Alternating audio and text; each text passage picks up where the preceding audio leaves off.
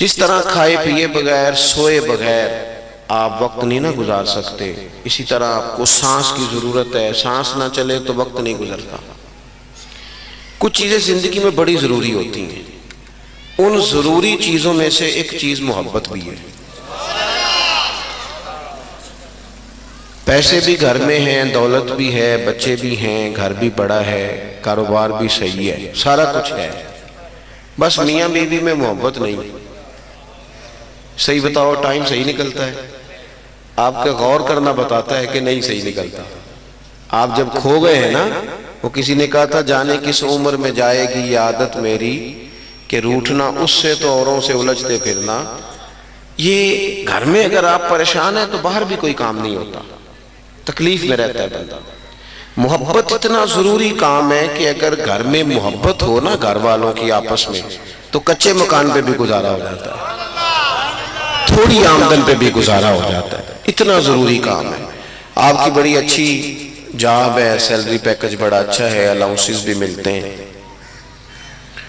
سارا کچھ ٹھیک ہے، آپ کے اپنے ضلع کے اندر آپ کی نوکری ہے، سارا کچھ ٹھیک ہے، لیکن وہاں جو مینیجر صاحب ہیں ان سے بنتی نہیں، آپ کی عملے والوں سے بنتی نہیں۔ مجھے بتائیں کہ ساری آمدن ٹھیک ہونے کے باوجود دفتر جانے کو دل کرتا ہے؟ آپ بیٹھ جائیں گے، تشریف رکھیں، تھک جائیں گے، اللہ آپ کو بیٹھ جائیں، اللہ خوش رکھے۔ آپ سمجھیں اس بات کو کہ محبت کے بغیر گزارا نہیں۔ گاڑی میں سفر ہو رہا ہوتا ہے تو بعض اوقات اس طرح ہوتا ہے کہ کوئی ایک بندہ نا غلط کراس کر جاتا ہے، اور یہ غلط کراس کرنے والے بڑے تیز ہوتے ہیں، غلط کراس بھی کر جاتے ہیں اور تنقید بھی کر جاتے ہیں کہ انہوں چلا لو، ان کے کراس بھی غلط کر گئے۔ اب وہ ڈرائیور کا موڈ خراب ہو گیا، آپ کا سفر نہیں صحیح گزرتا، بندہ پریشان ہو جاتا ہے۔ چلیں یہ مثال اگر مشکل لگی ہے تو آسان مثال دے دیتا ہوں۔ یہ تو کڑی منڈے دا بیاہ رکھی دے نا، یہ بھی دعا منگی دی ہے کہ روٹی پوری آ جائے، یہ بھی دعا منگی دی ہے رشتہ دار کٹھے ہوئے نے کدھرے لڑ نہ پڑے۔ مانگتے کہ نہیں مانگتے یہ والی؟ کیوں؟ کہ کوئی تلخی نہ ہو جائے، سارا کام محبت سے ہو جائے۔ بات کی سمجھ آ رہی ہے؟ کوئی اس میں بدمزگی نہ پیدا ہو۔ محبت اتنا ضروری کام ہے۔ یہ آپ کے مذہبی سٹیجوں میں پتہ کیوں خرابی ہوتی ہے؟ یہاں بھی کئی دفعہ ٹینشن ہو جاتی ہے، اس لیے کہ انتظامیہ کے لوگ ہیں 26-27، بلکہ بعضوں کو پہ تو 80-82، تو ہر ایک نے ایک کی سفارش کر دی ہے، اس کو بھی کچھ کرا دو، اس کو بھی کچھ کرا دو، تو پھر وہ بیچارے محفل کرانے والے میں نے دیکھا بڑے پریشان ہو جاتے ہیں، اب میں نے کس کی ماننی ہے، کیا کرنا ہے۔ اور اگر ماحول تھوڑا سا مینٹین رکھا جائے، پیار کے ساتھ رکھا جائے، تو پھر اگر نیچے بیٹھنے والوں کو بھی مزہ آ رہا ہوتا ہے تو اسٹیج والوں کو بھی تھوڑا آ ہی جاتا ہے۔ شرط یہ کہ محبت ہو۔ کوئی کام بھی اگر بغیر محبت کے کرو گے نا وہ ٹھیک نہیں گزرے گا۔ آپ اپنی زندگی میں ہم نا تھوڑے تھوڑے تلخ ہو گئے، رویے سخت ہو گئے، حالانکہ اگر آپ دین کو پڑھیں تو دین سارا ہی محبت ہے۔ اللہ تعالیٰ نے قرآن مجید میں فرمایا وَالَّذِينَ آمَنُوا أَشَدُّ حُبًّا لِلَّهِ، فرمایا وہ لوگ جو ایمان لے آئے وہ اپنے رب سے شدید محبت کرتے ہیں، اور نری اللہ سے محبت نہیں کرتے۔ قُلْ إِن كُنْتُمْ تُحِبُّونَ اللَّهَ فَاتَّبِعُونِي يُحْبِبْكُمُ اللَّهُ، فرمایا محبوب ان سے یہ بھی فرما دیں کہ اگر یہ رب سے محبت کرنا چاہتے ہیں تو آپ کی پیروی کریں، آپ سے پیار کریں، آپ کے نقش قدم چلیں، یحببکم اللہ، اللہ خود ان سے محبت فرمائے گا۔ نبی پاک صلی اللہ تعالیٰ علیہ وآلہ وسلم نے ایک دن صحابہ کرام سے پوچھا، میں نے 2 آیتیں پڑھی، اب حدیث پاک پڑھ رہا ہوں۔ حضور نے ایک دن صحابہ سے پوچھا، حافظ منذری علیہ رحمہ نے اس حدیث کو نقل فرمایا، فرمایا بتاؤ بھی اسلام کی مضبوط گرہ کون سی ہے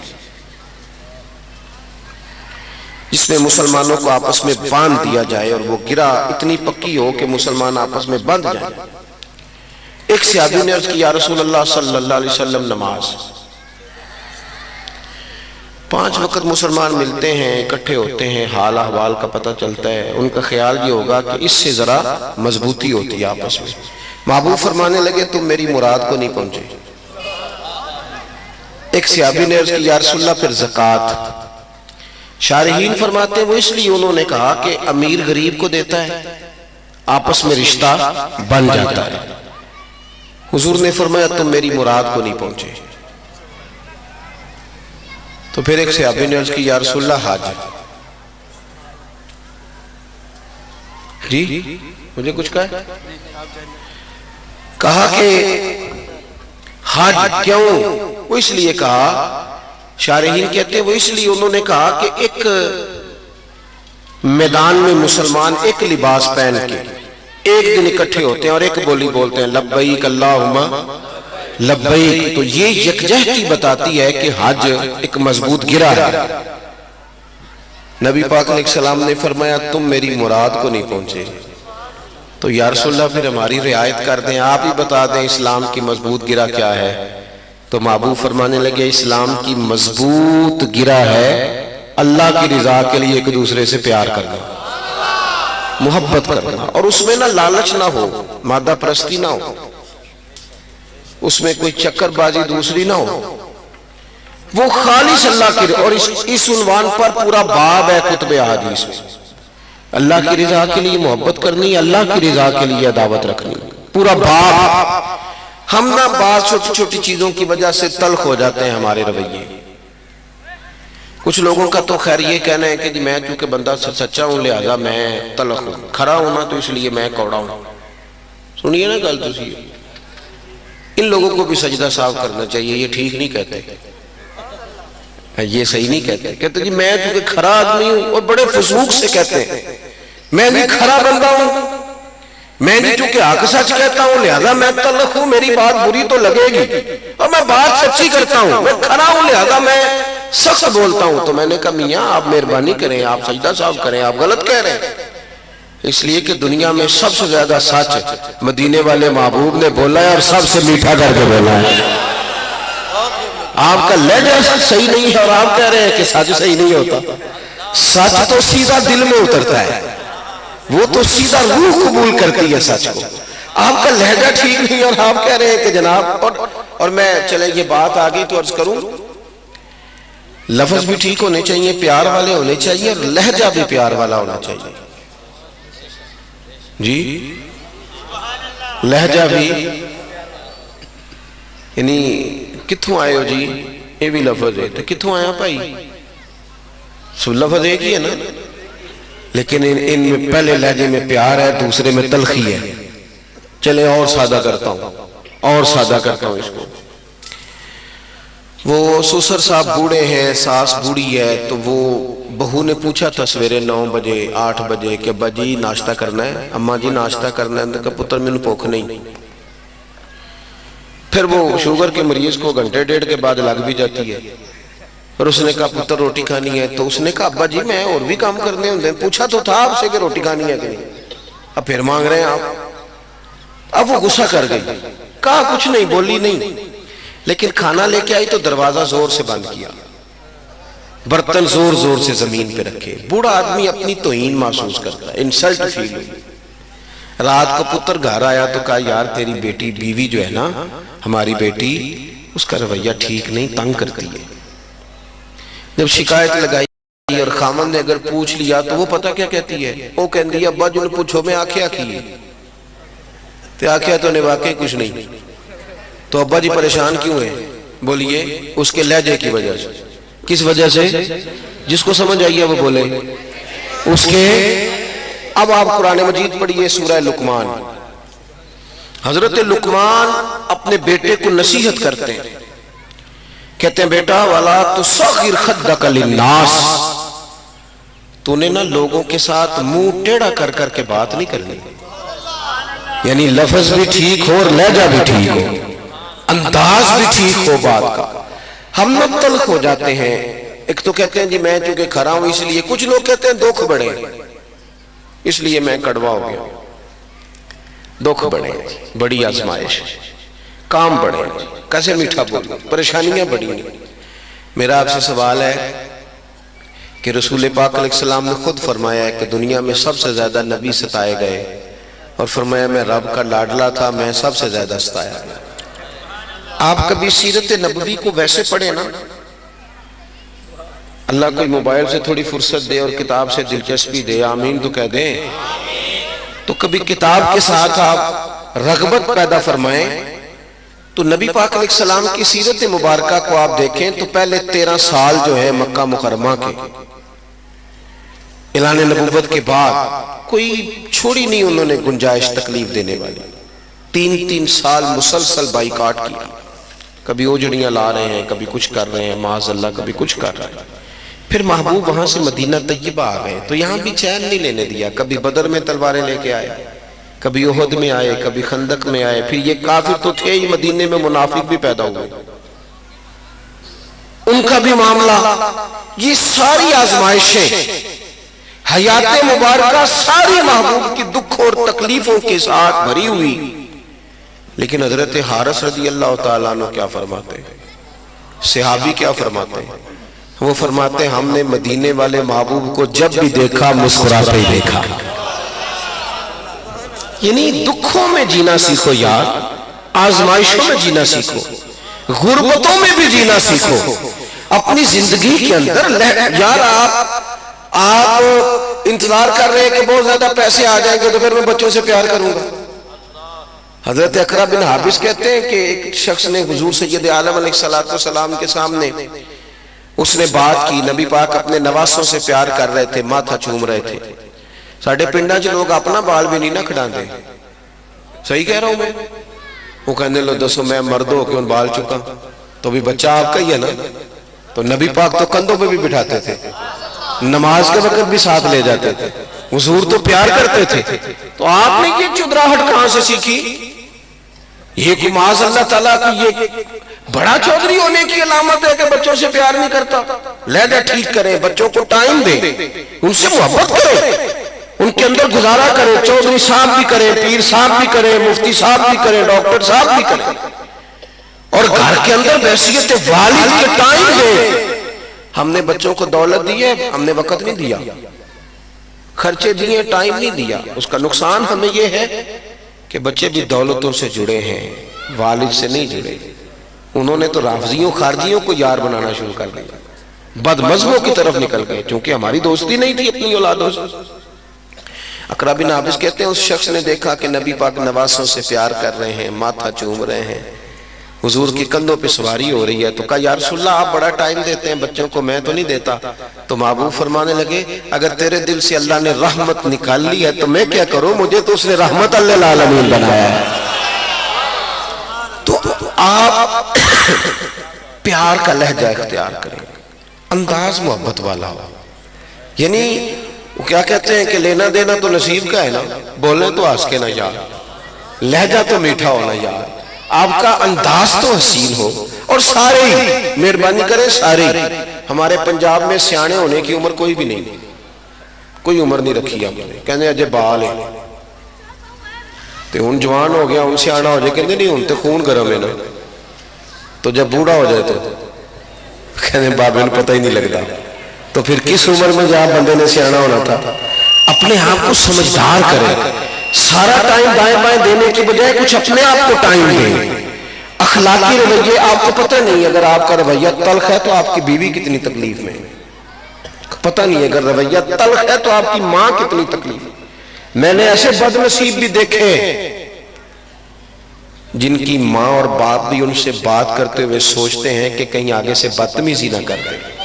وہ بھی اس سے بڑا بھی کوئی بد نصیب ہوگا جس کی ماں بات کرتے سوچے کہ پتہ نہیں کہاں سے بولے گا. او سجنوں, ماں باپ تو اس طرح کے ہونے چاہیے, ان کا تو اس طرح کا انداز ہونا چاہیے ہمارے ساتھ. کہ ایک صحابی نے پوچھا یا رسول اللہ میرے ابا جی مجھ سے پیسے مانگتے ہیں. شارحین حدیث نے لکھا ہے یہ پیسے اس بچے نے خود کمائے ہوئے تھے, وراثت کے نہیں تھے. جبھی تو پوچھا یا رسول اللہ والد صاحب پیسے مانگتے ہیں, کیا حکم ہے؟ تو اس کا جواب تو یہی تھا نا کہ یا دے دو یا نہ دو. تو حضور نے کیا جواب دیا؟ فرمایا تو بھی اپنے باپ کا ہے, تیرے پیسے بھی تیرے باپ کے ہیں, اسی کا ہے سارا کچھ. جن کا سارا کچھ ہے وہ ڈر رہے ہیں بات کرتے ہوئے. تو لہجوں میں پیار, رویوں میں مٹھاس, انداز کریمانہ. او سنگیو آپ غور نہیں کرتے, یہاں تو لوگ سیانے بیانے بندوں کو ٹائم نہیں دیتے, پیار نہیں کرتے. اور صحابہ فرماتے ہیں کہ پگلی عورت, دیوانی پگلی, اس نے آ کے نبی پاک سے کہا سونیا مجھے کوئی کام ہے. تو حضور نے فرمایا چل نہ میں تیری بات سنتا ہوں. وہ ایک کونے میں لے گئی، باہر کھڑا کر کے صحرا میں حضور سے باتیں کرتی رہی، دیوانی پگلی۔ وہ کیا کہا تھا کسی نے کہ تیری صورت تیری سیرت زمانے سے نرالی ہے، اور تیری ہر ایک ادا پیارے ادائے بے مثالی ہے۔ حضور ہنس ہنس کے باتیں کرتے رہے، اور نبی پاک صلی اللہ علیہ وسلم کی مسکراہٹ کا تو یہ عالم تھا۔ میں آپ کو ایک بات عرض کروں، اگر آپ کہیں نا کہ لڑائی کر کے میں لوگوں کو فتح کر لوں تو آپ کو نہیں فتح کر سکتے، شیر کو سوا شیر مل جاتا ہے۔ صحیح کہہ رہا ہوں؟ آپ دیکھیں نا، آپ نے کسی کے ساتھ آپ کی بحث ہو گئی، آپ ایک بات کریں گے وہ 3 کر دے گا، آپ کو پھر 6 کرنی پڑے گی، اور آپ 6 کریں وہ 9 کرنے کو تیار ہے۔ باتیں تو ختم ہوتی نہیں، اور ہمارے زمانے میں تو ہر شخص خطیب ہے، ہر بندہ جو پھٹے پہ بیٹھا ہے وہ بھی واز کر رہا ہے، جو کہیں بیٹھا ہے اور ہر موضوع پہ کر رہا ہے۔ ڈاکٹروں کو بتانے کو بھی اس کے پاس نصیحتیں ہیں، انجینئر کو بتانے کو بھی ہیں، علماء کو بتانے کو بھی ہیں، سب کو بتانے کے لیے، پیروں کو بتانے کے لیے بھی، سب کے لیے لوگوں کے پاس نصائح موجود ہیں۔ آپ بحث کر کے لوگوں سے جیت نہیں سکتے، ممکن نہیں، لیکن چپ رہ کے نا جیتا جا سکتا ہے۔ چپ رہ کے نا، ایک بندے نے 2 باتیں کی، آپ چپ کر دیں، وہ 3 کرے گا پھر چپ کر دیں، 6 کرے گا تو پھر پتہ کیا کہے گا، وہ تو کوندا نہیں میں پاگل ہوں۔ اس کا مطلب ہے چپ رہ کے بندہ پاگل بھی کر سکتا ہے، پاگل ہو جاتا ہے۔ اور اگر وہ کہے تو بولتا کیوں نہیں، تو کہنا مجھے درویش سے سنا ہے، مجھے درویش نے سبق دیا ہے، اس نے کہا تھا جتن جتن تے ہر کوئی کھیڑے، اوے کدے ہارن بھی کھیڑ فقیرہ، جتن دا مل کو بھی پہندے ہارن دا مل ہیرا۔ کبھی کبھی کبھی کبھی آپ کو ہارنا بھی چاہیے، چپ بھی کرنا چاہیے، کچھ سہنا بھی چاہیے۔ اپنی زندگی میں کبھی اس طرح کا بھی انداز اختیار کریں کہ سامنے والے نے تلخ بات کر دی تو کہیں ٹھیک ہے یار صحیح ہو گیا، کوئی حرج نہیں، پھر کیا ہے۔ کسی شخص نے نا حضرت امام اعظم ابو حنیفہ رحمۃ اللہ علیہ کو برا کہا، تو آپ کیا خوبصورت ارشاد فرماتے ہیں، اور یہ اسی طرح کا فرمان حضرت صدیق اکبر کے بارے میں ملتا ہے رضی اللہ تعالی۔ اب ذات دیکھیں کتنی بڑی ہے، افضل البشر بعد الانبیاء بالتحقیق سیدنا صدیق اکبر، حضرت ابو بکر صدیق اس امت کے استاد۔ حضرت ابو بکر صدیق سے کسی نے نا معاذ اللہ کو بری بات کی، ان کو کوئی تلخ بات ان کے سامنے کر دی، تو پتہ کیا فرمانے لگے؟ فرمانے لگے اگر تو سچا ہے تو رب میرے اوپر فضل کر دے اور مجھے ٹھیک کر دے، اور اگر تو جھوٹا ہے تو اللہ تجھے ہدایت دے دے۔ جھگڑے والی تو بات ہی کوئی نہیں، ساری زندگی الجھ کے ٹائم ضرور گزارنا ہے، کہیں تھوڑا سا نا بندہ کہیں چپ بھی کر جائے، کہیں ٹھیک ہے جی، پیار والا لہجہ بھی۔ صحیح بخاری میں حدیث ہے، حضرت انس بن مالک رضی اللہ تعالیٰ عنہ کہتے ہیں حضور گزر رہے تھے، آپ توجہ کریں جی میں بس بات ختم کرنے لگا۔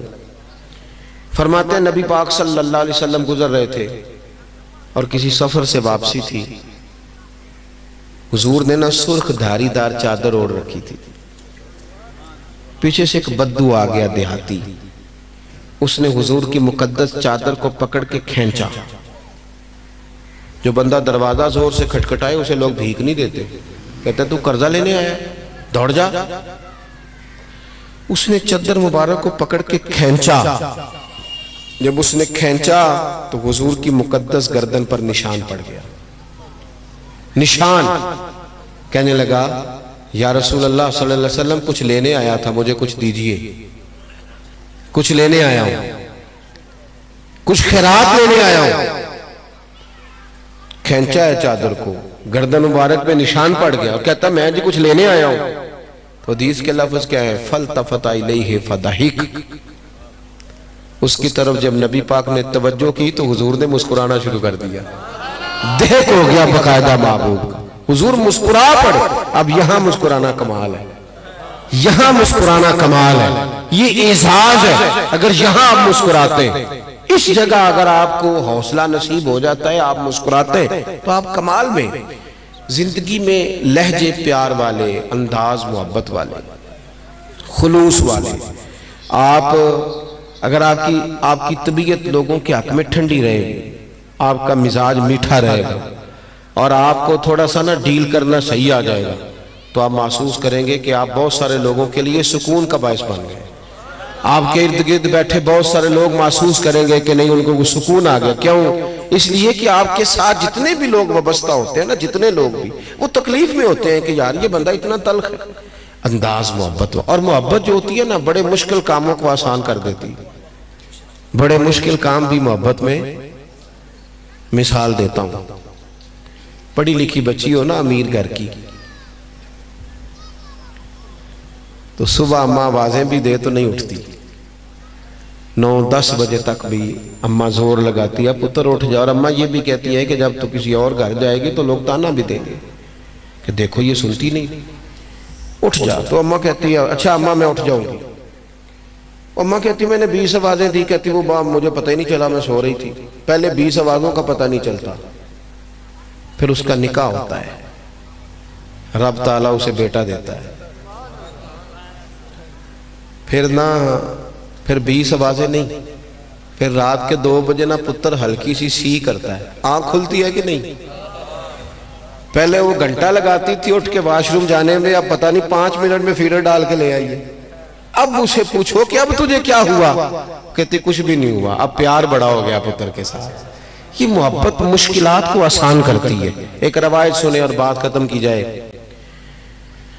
نبی پاک صلی اللہ تعالی علیہ وسلم کی نا ایک صحابی سے کچھ دنوں کے بعد ملاقات ہوئی، اس نے حضور کا چہرہ دیکھا، یا رسول اللہ صلی اللہ علیہ وسلم کچھ میں کمزوری دیکھ رہا ہوں چہرہ نور پر۔ تو محبوب فرمانے لگے میں نے 3-4 دنوں سے کھایا کچھ نہیں۔ حضور کا نا فقر مجبوری نہیں، ایک وقت روٹی کھانا اور ایک وقت فاقہ کرنا یہ مجبوری نہیں، یہ نبی پاک کی پسند ہے، یہ حضور کی چاہت ہے، تھوڑے پہ گزارا نبی پاک کی چاہت ہے، فقر اختیاری ہے حضور کا۔ تو صحابی نے عرض کی یا رسول اللہ میں کچھ بظاہر کمزوری دیکھتا ہوں۔ تو محبوب فرمانے لگے میں نے 3-4 دن سے کھایا کچھ نہیں، کھجور پانی پہ گزارا ہے۔ کبھی کبھی صرف میٹھا کھانا سنت نہیں، فاقہ کرنا بھی سنت ہے، نیرا مسواک کرنا سنت نہیں، دین کے لیے روڑے کھانا بھی سنت ہے، باقی سنتیں بھی ادا کرنی چاہیے۔ جو آسان ہے ان کو قبول کر لینا اور باقی سے دوڑ جانا۔ آپ غور فرمائیں بھائی، وہ صحابی کہتے ہیں کہ کھجور پانی پہ گزارا، میں دوڑا گیا، گھر والی سے پوچھا گھر میں کچھ ہے؟ اس نے کہا نہیں۔ 3-4 جو اپنے اور متعلقہ گھر سے پوچھا کچھ ہے؟ نہیں۔ فرماتے میں آرام سے نہیں بیٹھا، جب عشق سکھاتا ہے آداب خود آگاہی۔ کہتے ہیں میں ایک یہودی کے باغ میں گیا، میں نے کہا مزدوری ملے گی؟ کہنے لگا ہے صحیح پر مشکل ہے۔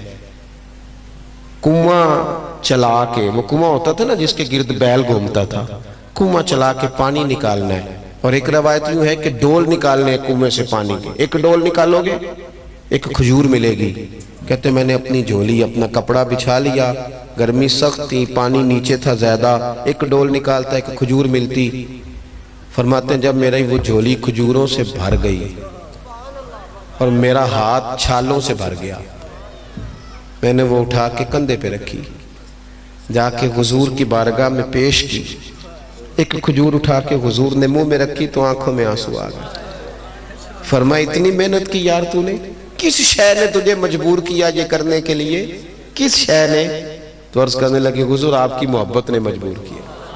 یہ محبت ہے جو ہماری مجبوری بن گئی۔ محبت والا انداز اختیار کریں، پیار والے بن جائیں۔ یہ جو ہماری طبیعتیں سخت ہیں، لہجے سخت ہیں، ہمیں نا صرف لوگوں کی کمیاں ہی نظر آتی ہیں، غلطیاں، حالانکہ دوسروں کی غلطیوں کا تو شک ہوتا ہے، اپنا تو پاک ہوتا ہے۔ شک والی چیزوں پر بڑی توجہ ہے، اور جن کا پاک ہے اس کی استغفار کی فکر ہی نہیں۔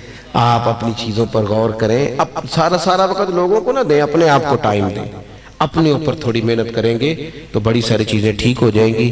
قرآن پاک دنیا کی وہ عظیم الشان کتاب ہے، وہ نسخہ کیمیا ہے کہ جب لوگ چاہیں گے کہ ہمارے دل بدل جائیں، ذہن بدل جائیں، روحیں ٹھنڈی ہو جائیں، اور ہمیں وہ نسخہ ہاتھ آئے کہ جس کی بدولت ہم پوری دنیا پہ چھا کے وقت گزاریں، تو پھر انہیں قرآن پاک سے رشتہ جوڑنا پڑے گا۔ جب انسان بہت زیادہ تھک جاتا ہے نا زندگی کی دوڑ میں، اور کئی دفعہ وہ بہت ساری چیزوں سے اکتا جاتا ہے، کروڑوں اربوں روپیہ اس کے پاس ہوتا ہے، تو وہ پلٹ کر کسی درویش کے قدموں میں آ کے بیٹھتا ہے کہ بس ہو گئی ہے، اب کوئی ایسا وظیفہ پڑھیں کہ میرے دل سے دنیا نکل جائے اور دین آ جائے، کوئی ایسا جملہ بولیں، کوئی ایسی نصیحت کریں، تو ہر آدمی، ہر شخص اپنے علم اور اپنے عمل کی تاثیر کے ساتھ بات کرتا ہے، اور بہت سارے لوگ ایسے ہوتے ہیں کہ جن کی زبان سے نکلے ہوئے جملے واقعی تاثیر کا کام کرتے ہیں اور دل بدل جاتے ہیں۔ تو جب ایک عام آدمی کی گفتگو کا یہ حال ہے تو بتلائیے پھر رب کریم کے کلام کا کیا حال ہوگا۔ جب انسان اس کی تاثیر پر توجہ کرتا ہے نا، قرآن پاک کی تاثیر پر، شرط یہ ہے کہ دل لگا ہوا ہو قرآن پاک کے ساتھ۔ میں اکثر دوستوں سے یہ کہتا ہوں کہ ہمارے لوگ حضرت میاں محمد بخش صاحب رحمۃ اللہ علیہ کے شعروں پہ رو پڑتے ہیں کیونکہ انہیں سمجھ آ رہی ہوتی ہے۔ اگر ہم نے قرآن مجید سمجھایا ہوتا، اگر قوم کو اس طرف لگایا ہوتا، سمجھایا ہوتا، یہ شکوہ کر کے گزرنا تو آسان ہے کہ لوگ توجہ نہیں کرتے، لیکن کبھی کبھی مجھے اپنے آپ پہ بڑا شکوہ آتا ہے کہ ہم یہ کام کرتے بھی تو بڑا کام ہے نا، ہمارا مزاج بھی تو تھوڑا الگ ہے نا۔ مطلب جس جگہ آرٹسٹوں کو، آرٹسٹ نعت خانوں کو پروموٹ کیا جا رہا ہوتا ہے تو وہاں بھی تو کسی کی صدارت ہوتی ہے نا، وہاں بھی تو کسی کا خصوصی خطاب ہوتا ہے نا، وہاں بھی تو کچھ ایسے لوگ ہوتے ہیں نا جو صاحب جبہ و دستار کہلاتے ہیں۔ ایسا تو نہیں کہ خود بخود سارے لوگ پروان چڑھ گئے ہیں، کچھ تو ہے نا جس کی پردہ داری ہے۔ بھائی قرآن مجید کی تاثیر اتنی شاندار ہے کہ مولا علی شیر خدا کرم اللہ تعالی، بیٹھ جائیں بھائی، بیٹھ جائیں، آپ بیٹھے نیچے۔ حضرت مولا علی شیر خدا کرم اللہ تعالی وجہ الکریم کا فرمان ہے، فرماتے ہیں میں حضور کی بارگاہ میں حاضر تھا تو میرے کریم رسول علیہ السلام نے مجھ سے ایک جملہ کہا۔ آپ فرماتے ہیں بات کوئی اور تھی، وقت کوئی اور تھا، پر حضور نے جب وہ فکرہ کہا تو میرا ذہن بھی کہیں اور چلا گیا۔ نبی کریم نے فرمایا علی ہر چیز پرانی ہو سکتی ہے پر میرا قرآن کبھی پرانا نہیں ہوگا۔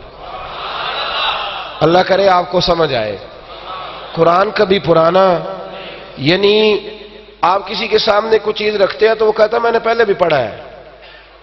آپ کسی کو کوئی بات بیان کرتے ہیں نا جی، آپ کو پتہ ہے بہت سارے واعظین اور خطباء کے ڈرائیور محفل میں آ کے نہیں بیٹھتے، وہ کہتے ہیں تقریر ہم نے کئی دفعہ سنی ہوئی ہے، تو بار بار تھوڑی سنیں گے۔ اور بھائی مشکل ہوتی ہے نا کچھ چیزیں بار بار۔ قرآن وہ حسین کتاب ہے کہ جب پڑھو گے، جتنی بار پڑھو گے، اللہ نئی تازگی عطا فرمائے گا، یہ کبھی پرانا نہیں ہوگا کبھی۔ اس کی ایک تاثیر ہے، اللہ کے کلام کی ایک، بندہ عمل والا ہو نا، عمل والا، وہ سادی بات بھی کرے سادے لفظوں میں تو وہ تاثیر بن جاتی ہے، لوگ بدل جاتے ہیں۔ عمل نہ ہو تو آپ کو پتہ ہے بڑی زبردست بھی، کئی دفعہ میری طرح کے لوگ بڑی لچھے دار بات کرتے ہیں لیکن وہ نہیں سمجھ میں آتی۔ عمل والا آدمی اگر بات کرے، جس کو پیار ہو سامنے بیٹھنے والے لوگوں سے، قوم کی بھلائی کی بات کرے تو وہ بات روحوں میں اترتی ہے۔ حضرت انس بن مالک رضی اللہ تعالیٰ عنہ فرماتے ہیں جب ہم حضور علیہ السلام کی محفل میں بیٹھا کرتے تھے نا، نبی کریم علیہ السلام قیامت کا ذکر فرماتے تھے تو ہمیں یوں لگتا تھا کہ اٹھ کے باہر جائیں گے تو قیامت آ جائے گی۔ ایسے نہیں ہوتا تھا کہ داستان سرائی، یعنی میں خود قیامت کا ذکر کر رہا ہوں، میں خود لوگوں کو فقر کا درس دے رہا ہوں، پر میری گاڑی، میری کوٹھی، میرا بنگلہ، میرے پیسے دو کے لوگ کہتے ہیں کہ یار یہ کہتے کچھ اور رہا تھا، پھر اس کا اثر نہیں رہتا۔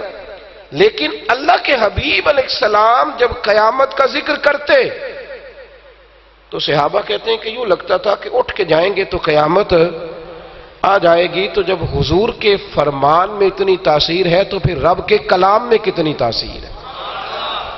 ایک حدیث ہمیں ملتی ہے، اس کے راوی بھی حضرت انس بن مالک رضی اللہ تعالیٰ عنہ ہے، فرماتے ہیں ایک دن حضرت موسیٰ کلیم اللہ علیہ السلام نے رب کریم کی بارگاہ میں عرض کیا۔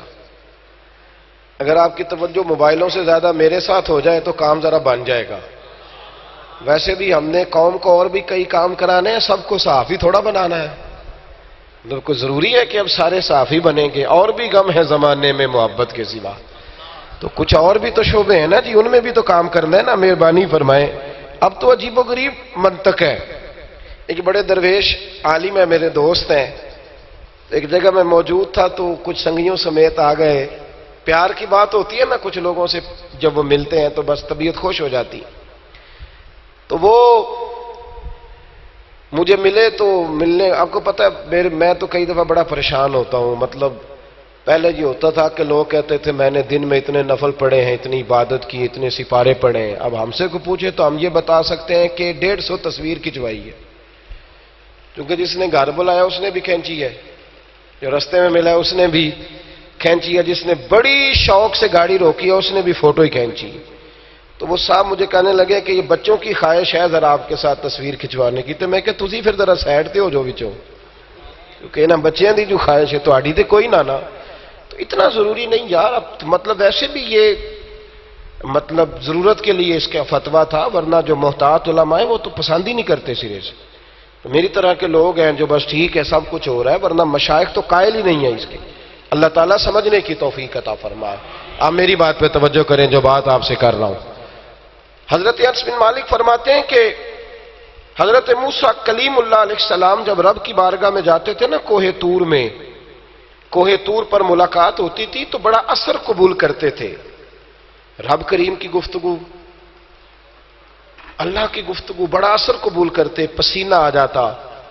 کئی دفعہ ان کے وجود پر کیف طاری ہوتا. تو ایک دن عرض کرنے لگے کہ یا اللہ یہ جو تو میرے ساتھ بات کرتا ہے تو یہ تیرے کلام کا اصل انداز ہے, اصل انداز ہے. تو رب کریم نے فرمایا موسیٰ اگر میں اصل کلام میں تیرے ساتھ بات کروں تو آپ برداشت کیسے کریں گے؟ یہ تو میں اپنے کلام پر 30,000 پردے ڈال کر آپ کے ساتھ بات کرتا ہوں.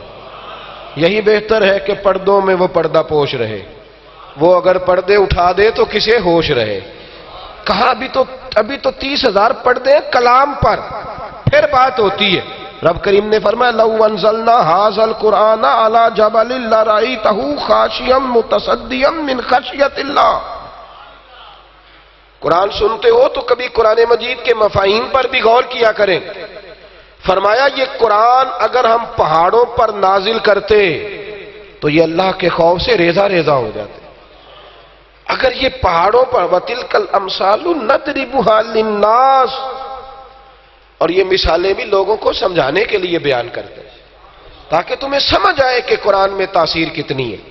قرآن مجید میں ایک اثر ہے, قرآن میں ایک کیف ہے, قرآن پاک میں ایک سرور ہے. ادھر دیکھیے میری طرف, قرآن پاک میں ایک لذت ہے, ایک مزہ ہے.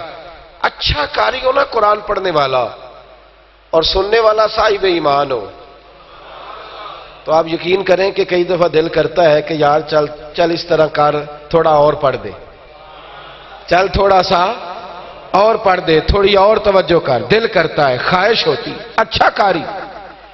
مسئلہ پتہ کیا بن گیا ہے, ذوق نہیں وہ والا رہا, مزاج نہیں رہا.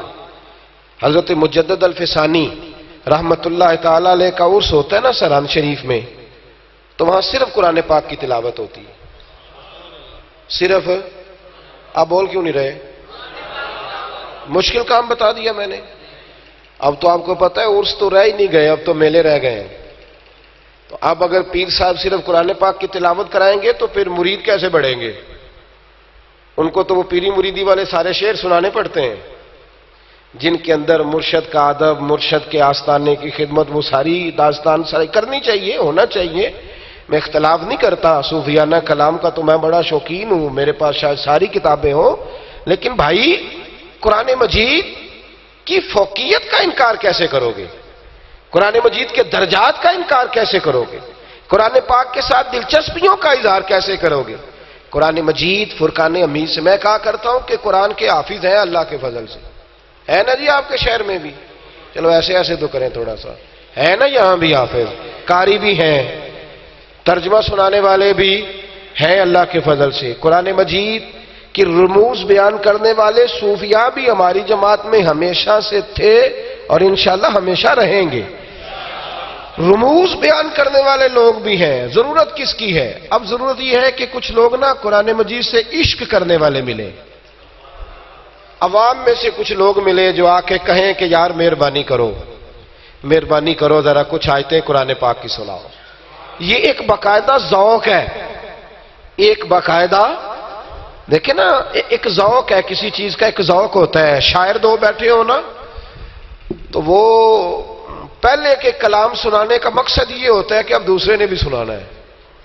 جن کو شعر و شاعری سے دلچسپی ہے وہ سمجھ لیں، بلکہ بزرگوں نے لکھا ہے، جو شعراء میں بزرگ نے لکھا ہے کہ کراچی ساحل سمندر پہ ایک شاعر آگے آگے دوڑ رہا تھا تو ایک پیچھے دوڑ رہا تھا.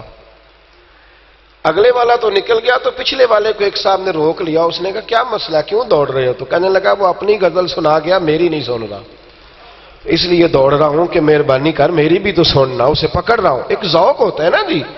آپ یہ مطلب جو چارہ کاٹنے والے لوگ ہیں بھینسوں والے، ان سے آپ پوچھ لیں، ان کے پاس آپ دو اگر برابر میں مل جائیں تو ایک دوسرے کو نسخے بتاتے ہیں. بتاتے کہ نہیں بتاتے؟ یہ مزاج ہے. مطلب جی جو آدمی گاڑی رکھنے کا شوقین ہے اس کی طبیعت ہوتی ہے. تو جب کسی کو قرآن پاک سے محبت ہوتی ہے، امام راضی کہتے ہیں صحابہ جب بھی آپس میں ملتے تھے سورہ یاسر کی تلاوت کرتے تھے. جب بھی آپس میں ملتے تھے سورہ یاسر کی تلاوت کرتے تھے. حضرت انس بن مالک رضی اللہ تعالیٰ عنہ فرماتے ہیں میں مسجد نبوی سے نکلا، مجھے یہ بات کیا لینے دیں کہ میری طرح کے لوگ جو دین سے وابستہ ہیں وہ بھی اب ایک دوسرے سے ملتے ہیں تو اللہ تعالیٰ خیر کرے، ایک دوسرے کی جماعتوں پر ہی بحث کرتے ہیں. وہ جماعت کچھ نہیں کر رہی تو وہ جماعت. پرانے بزرگ ایک دوسرے سے ملتے تھے تو کہتے تھے کل فلاں آیت کا نیا معنی میری سمجھ میں آیا ہے. یار وہ فلاں تفسیر دیکھی ہے میں نے. ہمارے استاد گرامی صبح صبح جب کلاس میں آتے تھے نا اکثر ان کے ہاتھ میں شفا شریف ہوتی تھی.